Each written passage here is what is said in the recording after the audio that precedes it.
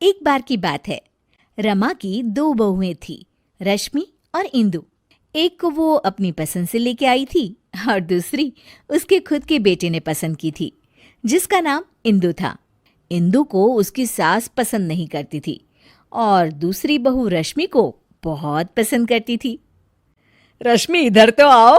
देखो, तुम्हारे लिए मैंने कंगन बनवाए हैं। अरे वाह मम्मी जी, दिखाओ। ये देखो, सोने के हैं।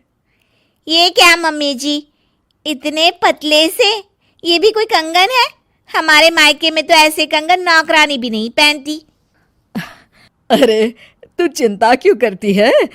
अगली बार इससे भी महंगे कंगन बनवाऊंगी तेरे लिए। अभी के लिए तो रख ले बेटा। चलो ठीक है, आप कह रही हैं तो।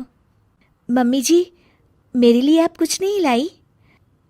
हाँ, ये लो।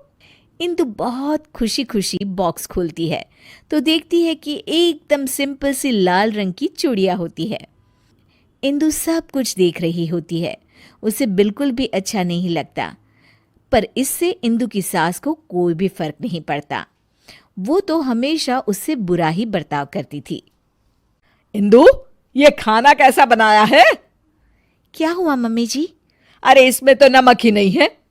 नमक आपको मना है ना मम्मी जी? आपका बीपी बढ़ा हुआ था इसलिए। इंदु, तू मुझे मत सिखा, समझी? जैसा खाना सबके लिए बनता है वैसा ही खाना मेरे लिए भी बनाया कर। सासू माँ की डांट खाकर इंदु अपने कमरे में आ जाती है और हम देखते हैं कि वो कोई आम लड़की नहीं है, बल्कि उसके पास सुपर पावर है। चुटकी बजाती है और कमरा अपने आप साफ हो जाता है। पर घर के सारे काम वो अपने आप ही करती थी। सफाई करना, कपड़े धोना, खाना बनाना, ये सब उसने बहू बनने के लिए सीख लिया था। इंदु, एक काम तुम ठीक से नहीं करती। अरे, मैंने तुमसे कहा था कि पीली साड़ी प्रेस करके रखना और तुमने लाल वाली कर दी। सॉरी मम्मी जी, घर में इतना सारा काम होता है, मुझसे गलती हो गई।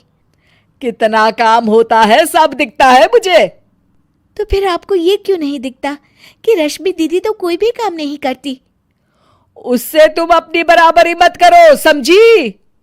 क्यों मम्मी जी, मैंने ऐसा क्या किया है जो आप मेरे साथ ऐसा बर्ताव करती हैं?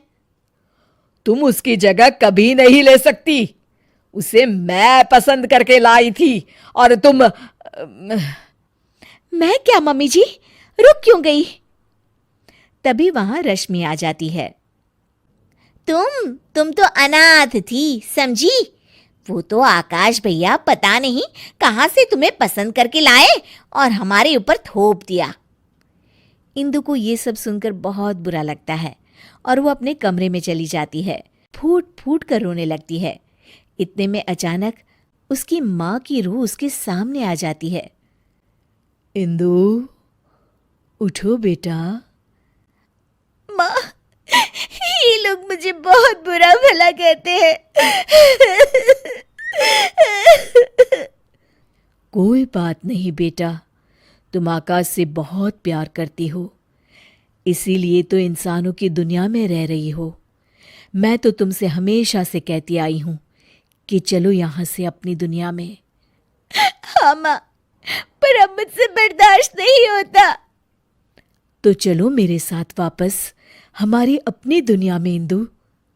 हाँ माँ, मैं आपके साथ ही जाना चाहती हूँ।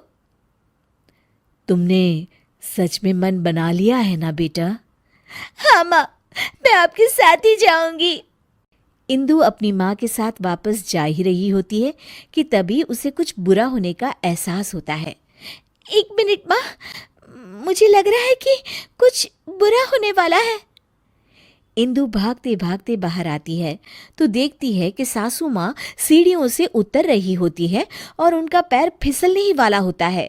तभी इंदु बहुत तेज भागती है और आके सासू माँ को बचा लेती है, पर इसमें इंदु को चोट लग जाती है। मम्मी जी, आप ठीक तो है ना? आपको चोट तो नहीं आई मम्मी जी?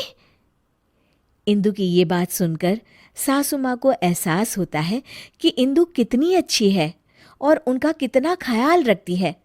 खुद जख्मी होते हुए भी वो सास की परवाह कर रही है। बेटा, चोट तो तुझे आ गई और तू अभी भी मेरी परवाह कर रही है। थैंक यू बेटा, थैंक यू। अगर तू न होती तो न जाने क्या होता। नहीं नहीं मम्मी जी, जब तक मैं हूँ आपको कुछ नहीं होगा। मुझे माफ कर देना बहू, मैंने हमेशा तेरे साथ बहुत बुरा बर्ताव किया। अरे नहीं मम्मी जी, प्लीज़ आप इस तरह माफ़ी मत मांगिए। इंदु, इधर तो आओ बहू। जी मम्मी जी। ये लो तुम्हारे लिए।